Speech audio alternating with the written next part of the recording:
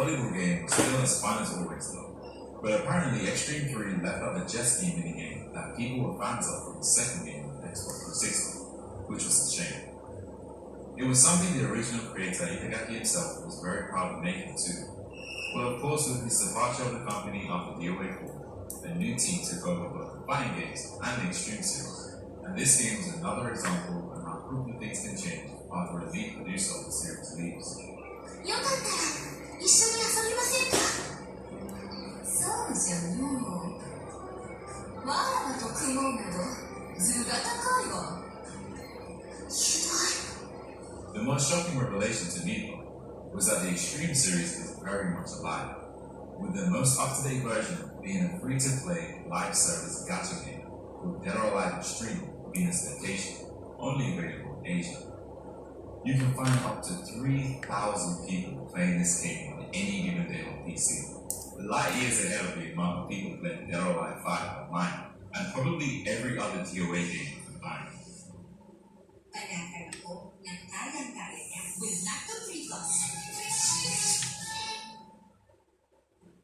During the making of this video, a new Venus Vacation game was also announced, called Venus Vacation Prison, again only to be released in Japan and the rest of Asia. These games created an entirely new fandom for the Dead or Alive franchise, and where some players adopted both the fighting game and this one together, a lot of players sat on either side of the fence.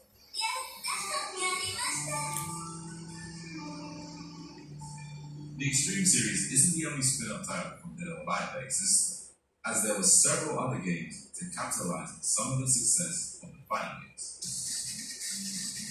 Dead or Alive Dimensions was one of those titles, released on the 3DS 2 years after the release of DOA 4.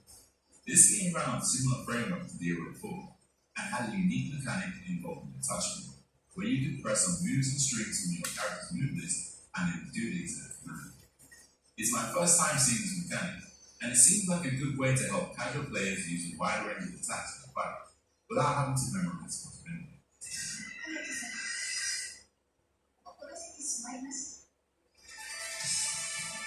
What really impressed me about this game was its surprising amount of content, to the point where I would consider this a pseudo-mainline title in the series. The story mode chronicles the events that happened from the first DOA all the way to DOA 4, filling in the gaps in the story within those games to better tie everything together in a more cinematic fashion. This is genuinely the best way to experience the story of all four games, and for people new to the series, it also teaches the concepts of Dead or Alive's core game on play.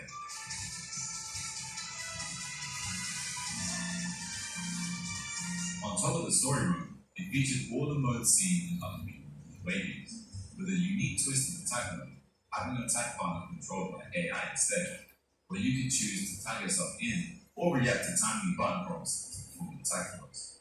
It even featured online battles, although I'm not too sure how the netcode would help out. Regardless, this is a must-play for anyone who casually wanted to get into DOA with the story, and for current fans who want to see some of their favorite characters from the series get even more shiny. Next up, there was Dead or Alive Online, a Microsoft exclusive port of Dead or Alive 2 Ultimate, originally released as a beta in China in 2008, but never saw the light of day in the West after being closed down completely in 2010.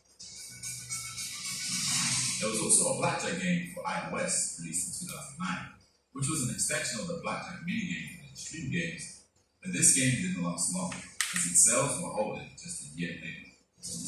Speaking of Extreme, Dead or Alive Paradise was released on the PSP, being a direct port of the Xbox 360 game, DOA Extreme 2. And lastly, another Chinese made game, Dead or Alive 5 Infinite, and its extremely similar Hong Kong counterpart, Dead or Alive 5M, were turn-based RPGs released on mobile in those countries alone.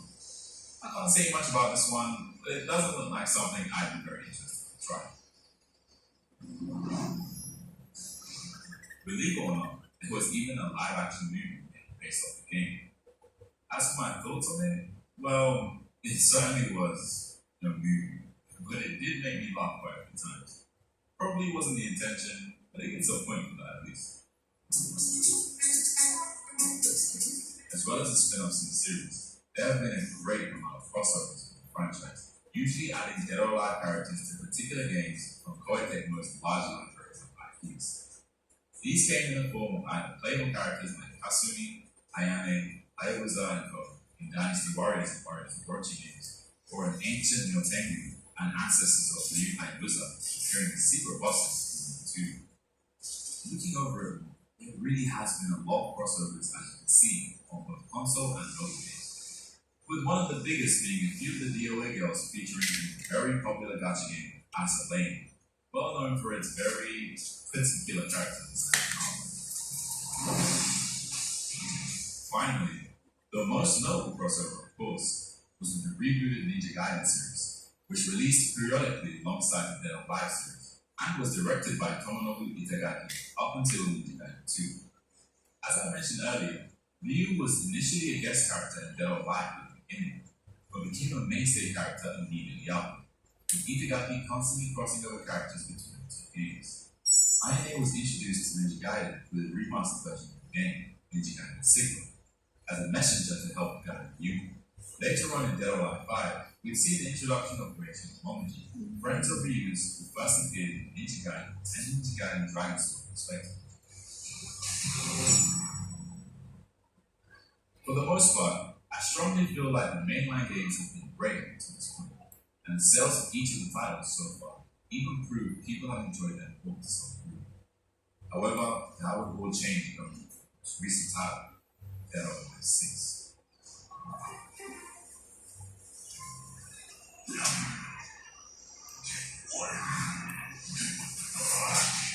In 2019, Team Ninja released their brand new entry to the franchise, this time in hopes to branch out to new audiences.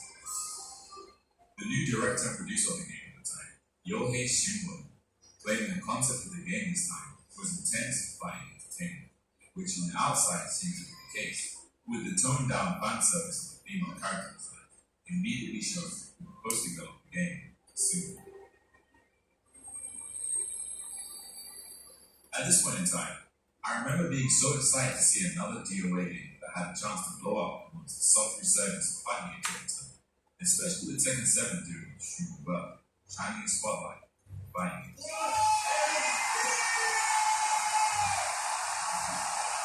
Yes, I can't believe what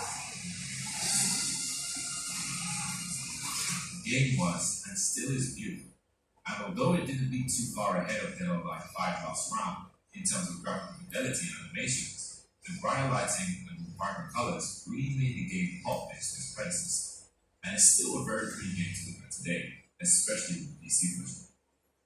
That being said though, I still mostly prefer the character models to DOA 5 last round. The game also featured a very robust tutorial, better than any other DOA game before, helping players understand the mechanics of DOA in a much easier way. The new mode DOA Quest also acts like a tutorial, giving players specific objectives and fights to complete. 2 brand new DOA characters, Diego and Nico, were introduced at the start of the game. They both didn't appeal to me much from the design standpoint, but Diego was said to be designed as someone who could appeal to Western audiences. Over time, more characters were released as DLC, mainly returning from DOA 5, such as Phase 4, Momiji, Nyotengu, Rachel, and Mai Xiaomei, who's now only available in this game. Momiji ended up being the character I gravitated to most of this game, as well as Lei Fang later on.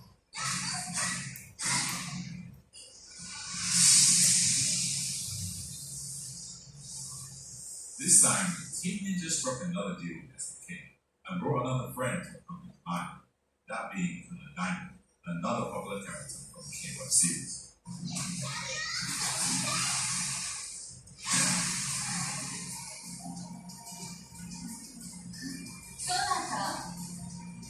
As for the story, it's more of what was in Dead or Alive 5, but this time split into separate timelines for each character. It's not much of a big deal, but I did prefer the way things were structured in the last game more. As for the storyline itself, it was the same structure from the last, very silly with a bunch of fun, ridiculous interactions with characters, and then ending up with a bigger, more serious fight. The other downside to this game's story mode was its final boss, Raiden. which wasn't interesting outside of him making the screen go blank and reappearing anywhere on the stage. The story also ended so abruptly, leaving so many questions unanswered. あなたのリズム分かる時が来るわ。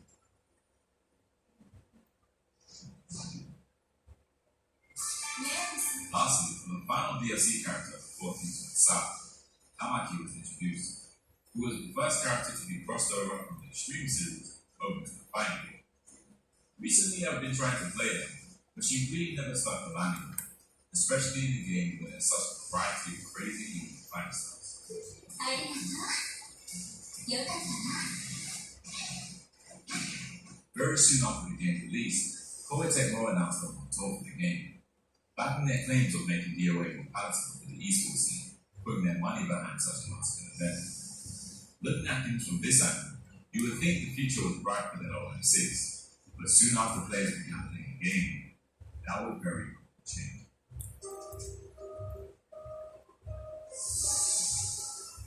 After starting up the game, it was clear to see that the game didn't have the largest of budgets for development, having even less characters than D5. When it comes to the gameplay, the game was immediately met by criticism from long-term fans of the series due to the introduction of a meter system and what that entailed. The two major issues I feel in the mechanics were the breakhold system and the meter burn step attack.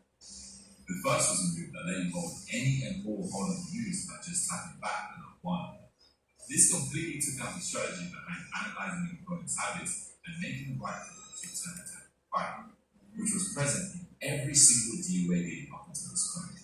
I didn't like this specifically for that reason, as it made interactions a lot more sharp.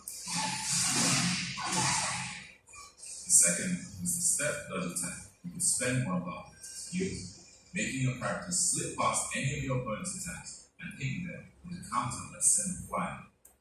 Yet another mechanic that let players completely ignore any pressure enforced by the opponent, again dumbing down the interaction between players. I believe their goal for accessibility should be to introduce mechanics that help players get started and encourage them to learn more about the game to optimize the play. But in DOA 6, these new mechanics they introduced actively stop players from having to learn more about the game, making it a more shallow title compared to its predecessors. These are only my opinions, as there seems to be a devout few who really do enjoy this game. Despite my feelings on the mechanics, I still had some fun back then playing around with this game casually. And even during the making of this video, I spent hours and hours playing online with others. It's not as deep as previous titles, and dropped out cool features like cliffhangers from D5, but the look and feel of the game still offers some level of satisfaction despite the shortcomings.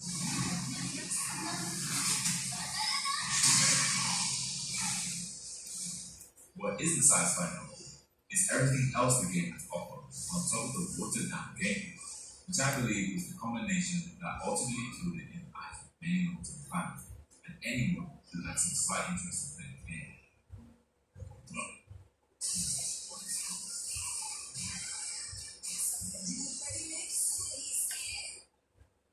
New Barney Vitamin C Cereal Cleanser gently cleanses for brighter skin in one wash.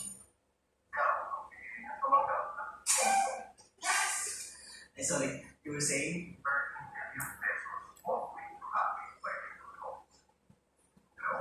Huwag magpadala sa emosyon, magpadala sa NPC.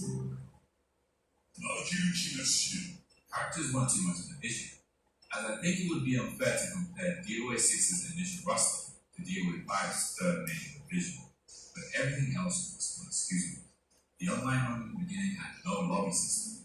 The stages weren't as interactive and multi-layered as previous titles. Tag team modes were removed. The costume unlock system was turned into an unnecessarily long grind, and the game's microtransaction scheme following on from DOA 5 was even more diabolical. DOA 5 last round benefited heavily from being able to include content from previous revisions, and while DOA 6 does include costumes from other games in the bottom, it wasn't nearly as much as it did from the previous game. This leads into DOA 6's DLC, which honestly doesn't even offer costumes that were as cool as the ones you could get in 5, yet all the season passes and costume packs were even more expensive, being anywhere up to $90 each, more than the entire game itself. Team Ninja introduced some degree of character customization, which was cool, but you even had to pay every time you wanted to simply change the color of the character's head, something you can do for free in other games. I think it goes without saying that price-wise, this was all of the issue, but you were still able to buy costumes singularly for the character you liked most, and not have to buy into the egregious packs. I'm not a fan of it all, but it is important to mention that none of these purchases are compulsory, and you can simply play and enjoy the game without having to buy anything else. And the DLC characters themselves were reasonably priced at the very least. Lastly, the big topic of discussion in this game at the time was, of course, the fan service, and lack thereof for some people. I think the actual problem here was Team Ninja's flip-flop approach to it.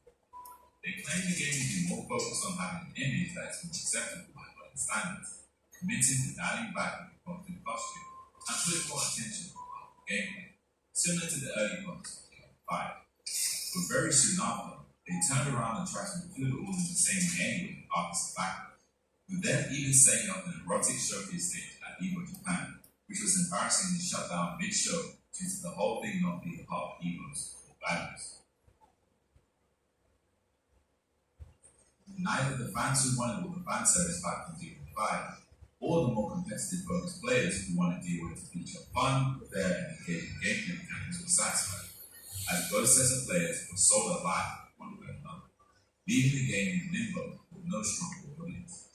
That is what killed the game and heavily damaged the reputation of the series further, in my opinion.